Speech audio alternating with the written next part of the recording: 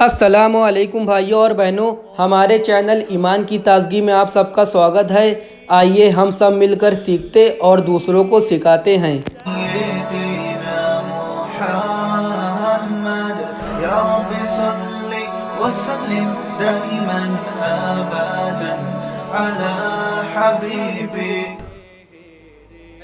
جو قلم سے اسلامی قانون لکھا گیا ہے ریٹن فارم میں، آج بھی اس قانون کو پڑھ کے دیکھو، اس کا آلٹرنیٹ دنیا میں کسی کے پاس موجود نہیں ہے۔ تو اس قانون کو فالو کرنے والا دیوانہ کہاں سے ہوگا؟ بے شک بہت مشکل ہے بھائی۔ دیکھو، اسلامی قانون شروع ہوتا ہے کتاب الطہارہ سے، جو نبی پر قرآن نازل ہوا اور نبی کی حدیثیں ہیں وہ فقہ کی شکل میں کتابوں میں محفوظ ہے نا، ریٹن فارم میں۔ تو ہر اسلامی فقہ کی کتاب شروع کہاں سے ہوتی ہے؟ طہارت کے باب سے۔ جب بھی کوئی پورے اسلام کو فالو کرنا چاہے، پورا مولوی بننا چاہے یا پورا مسلمان بننا چاہے، مولوی اصطلاحی معنی میں نہیں، یعنی حقیقی معنی میں، یا پورا مسلمان بننا، آپ مولوی سے ایک لفظ سے نفرت ہے تو پورا مسلمان بننا چاہے، تو اس کو سب سے پہلے کیا کتاب کیا بتائے گی؟ جو اسلامی قانون کی کتاب الطہارہ، طہارت کا باب۔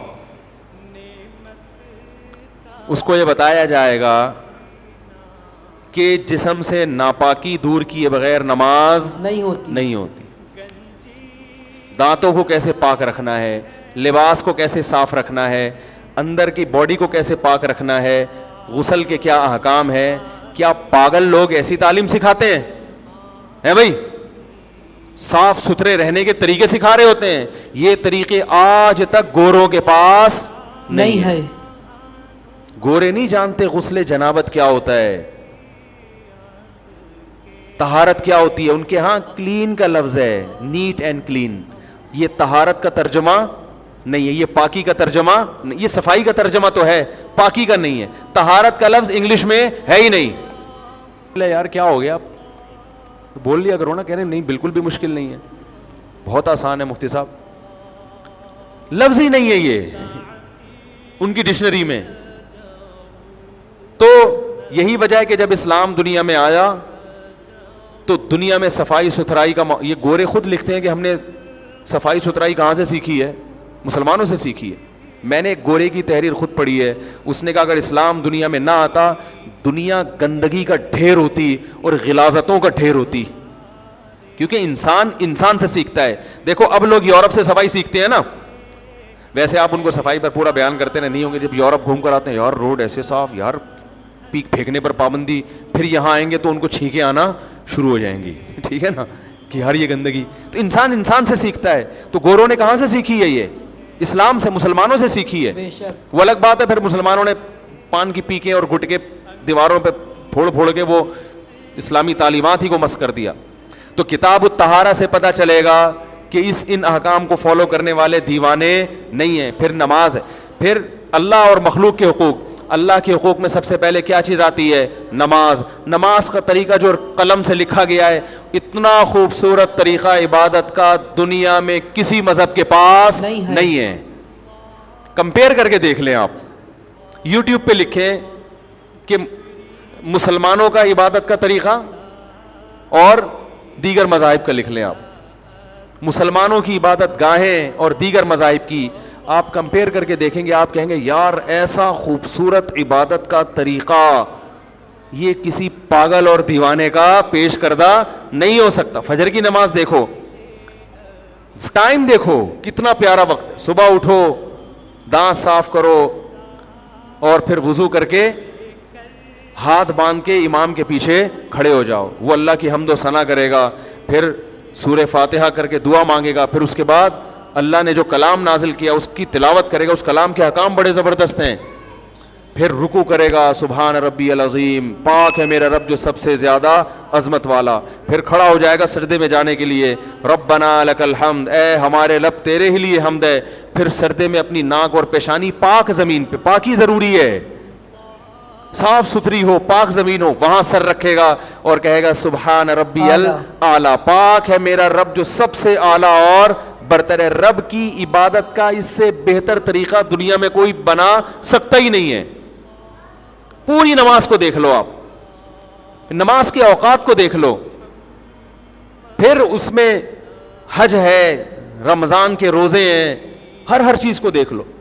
پھر اس کے بعد خرید و فروخت کے حکام ہے, سود پر پابندی جو معیشت کا بیڑا غرق کر دیتا ہے, بہت سارے احکام بیع و شراء کے دیے. تو یہ سارے احکام جب آپ پڑھیں گے بھائی, ان احکام کو فالو کرنے والے دنیا کے مہذب ترین لوگ ہو سکتے ہیں جو ان کو فالو کرے گا. پاگل اور مجنون اور دیوانے, دقیانوس اور پرانے نہیں ہو سکتے. نہیں آ رہی سمجھ میں؟ تو پھر جیسے چل رہے ہیں ویسے ہی چلتے رہیں. کیا خیال ہے بھائی؟ جیسے چل رہے ہیں, گٹکا بھی تو ٹھیک ہے نا, گٹکے بھی دکان ہے, گٹکا کھانے والے کیا انسان نہیں ہوتے؟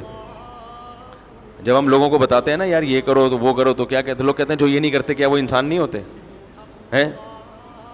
بھائی انسان تو ہیروئن پینے والے بھی ہوتے ہیں. اور نشے پر پابندی لگائی اسلام نے سب سے کم ریشو شراب کا کس میں ہے؟ مسلمانوں میں. یہ اسلام کی وجہ سے ہے, حکومت کی قانون کی وجہ سے تھوڑی ہے, ورنہ شراب تو جگہ جگہ بک رہی ہے, لوگ خرید رہے ہیں, تو اسلام نے یہ روکا ہوا ہے.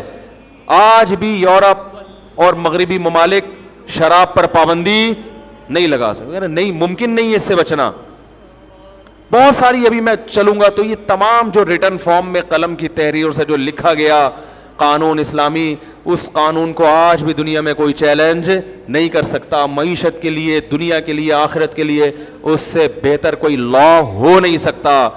تو یہ سب اس بات کی علامت ہے کہ اس لا کو فالو کرنے والے مجنون اور دیوانے نہیں ہو سکتے. لہذا جو لبرل لوگ ہیں اور لبرل پنے کی انتہا کو پہنچے ہوئے ہیں, صبح و شام مولویوں کو برا بھلا کہتے ہیں کہ یہ قوم کو ترقی سے روک رہے ہیں, تو بھائی آپ کے دماغ میں فطور ہے. آپ اگر قلم سے لکھی ہوئی تحریریں پڑھو, اسلامک لا پڑھو, تو آپ کو پتہ چلے گا کہ اس سے بہتر قانون دنیا میں کسی کے پاس نہیں ہے. میں نے ایک واقعہ سنایا تھا نا پچھلے ہفتے کہ امریکہ میں ایک خاتون کو میں نے وراثت کا کچھ مسئلہ بتایا, لکھ کے بھیجا, تو وہاں امریکہ میں ایک وکیل بڑی حیران ہوئی کہ اتنا بہترین وراثت کا قانون کہ تمہارے مرنے کے بعد فلاں کا اتنے %, باپ کا اتنے %, ماں کا اتنے %, بیٹے کا اتنے %, یہ کس نے بتایا ہے؟ یہ کون سی اسمبلی میں قانون پاس ہوا ہے؟ اس نے کہا اسمبلی میں نہیں, اسلام کہہ رہی ہے. تو ہم نے پاکستان میں مفتی صاحب ہیں ان سے پوچھا ہے, انہوں نے اکارڈنگ تو شریعہ یہ بتایا, اسلام میں یہ ہے. اس نے کہا 1400 سال پہلے محمد صلی اللہ علیہ وسلم نے یہ قانون دیا, اتنا بہترین. وراثت کے قانون اتنے خوبصورت ہیں, اتنے بہترین ہیں, اس سے بہتر ہو نہیں سکتے. ایک چیز اگر آپ اٹھا کے دیکھو, آپ کو پتا ہے جب بینکنگ پہ زوال آیا پوری دنیا میں, اسلامک بینکنگ پہ نہیں آیا, کیونکہ اس میں رقمیں اس طرح سے داؤ پہ لگتی نہیں ہیں, اور اس طرح سے قرضہ ہے نہیں کہ قرضہ دے کے بھول جاؤ, نقصان میں جائے فائدے میں جائے, مجھے تو اتنا پروفٹ چاہیے, ایسا نہیں ہے اسلام میں. تو ایسی چیز, ایسا قانون پیش کیا کہ اس کو فالو کرنے والے مجنون اور دیوانے نہیں ہو سکتے. اور آخری بات, ناراض تو ہوں گے آپ لوگ, یہ جو 4 شادیوں پہ لوگ ہمیں تانے دیتے ہیں نا, یہ پاگل ہو گئے ہیں, دیوانے ہو گئے ہیں. ڈیبیٹ کرو, کسی کے میرے سامنے لا کے بٹھاؤ یا کسی مذہبی اسکالر کے سامنے, وہ ایسے سوالات آپ سے کرے گا اس بارے میں کہ آپ کہو گے اس میں بھی اسلام زندہ باد, اسلام کو سلام ہے کہ اس نے ان معاشرتی برائیوں کا ایسا حل دیا جو آج بھی کسی کے باپ کے پاس نہیں ہے حل. وہ بیٹھ کے فتوے جھاڑنا, کمنٹس کرنا آسان.